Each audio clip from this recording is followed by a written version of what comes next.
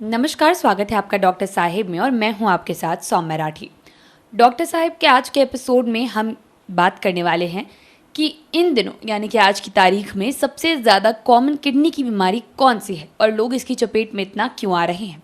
और ये सब कुछ बताने के लिए इस वक्त मेरे साथ बैठे हैं डॉक्टर संतोष कुमार, जो कि बिहार के सबसे जाने माने किडनी से जुड़े रोगों के विशेषज्ञों में से एक है। डॉक्टर साहब को पहले भी कई बार हमारे चैनल पर देख चुके हैं। सबसे पहले डॉक्टर साहब नमस्कार, बहुत बहुत स्वागत है आपका। थैंक यू, धन्यवाद। डॉक्टर साहब, आज की तारीख में ऐसी कौन सी किडनी की बीमारी है जो सबसे ज़्यादा लोगों को अपनी चपेट में ले रही है? हाँ, किडनी की बीमारी को अगर हम लोग देखें इंसिडेंस वाइज किस कंडीशन में किडनी की बीमारी ज़्यादा हो रही है, तो उसमें अगर सबसे कॉमन लें तो डायबिटीज़ एक तरह से एक साइलेंट किलर बोल सकते हैं जो किडनी को अफेक्ट करता है, तो डायबिटीज़ है। बाकी अगर दूसरे तीसरे नंबर पर हम लोग आएँ तो हाइपरटेंशन, जो डायबिटीज़ हो गया, हाइपरटेंशन हो गया। थर्ड हम लोग बोले तो एक ग्लोमेरुलोनेफ्राइटिस एक कंडीशन होता है किडनी का, जिसमें एक किडनी अफेक्ट होती है। उसके बाद जो हम लोग जो over the counter drug use करते हैं, बाहर गए कुछ भी हुआ, दर्द हुआ, फीवर हुआ, कुछ भी खा लिए, जो किडनी को कैसे अफेक्ट करता है, इस पर भी ध्यान देना होगा। तो ये चारों पांच कंडीशन है जिसके कारण आजकल किडनी बहुत ज़्यादा अफेक्ट हो रही है।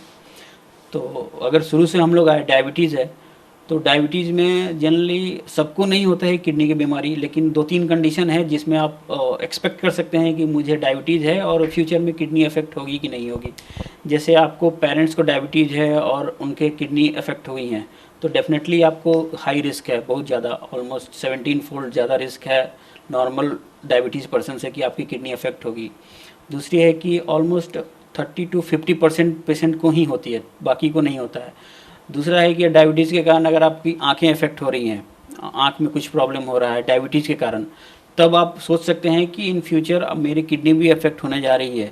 तो आप अर्ली पता कर सकते हैं कि मतलब किडनी इफेक्ट होने जा रही है, तो उस हिसाब से अगर इलाज शुरू करें तो बहुत हद तक इसको रोका जा सकता है।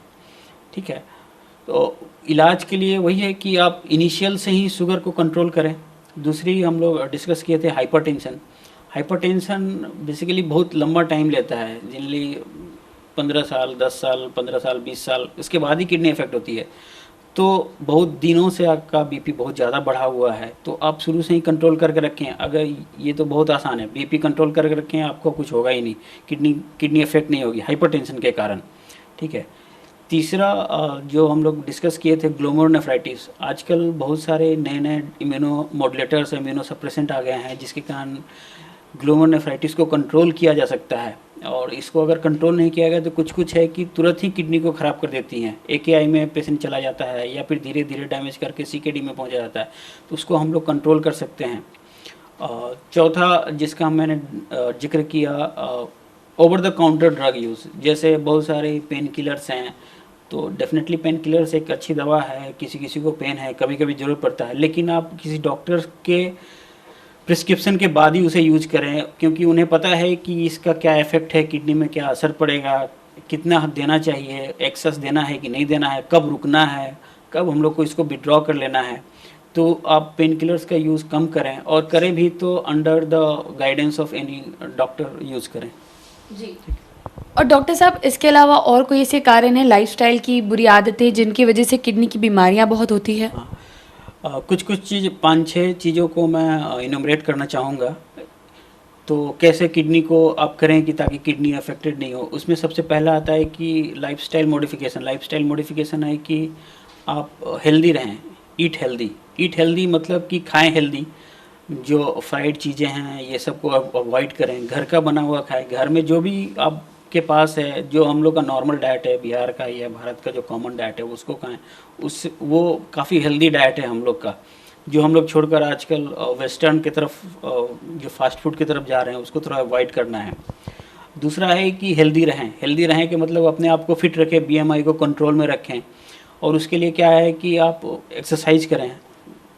एक रिपोर्ट के हिसाब से अगर आप 30 मिनट कम से कम ब्रिस्क वॉकिंग करते हैं सप्ताह में 5 दिन भी, तो दैट इज़ इनफ। ज़्यादा करते हैं तो और अच्छा है, तो फिट रहें।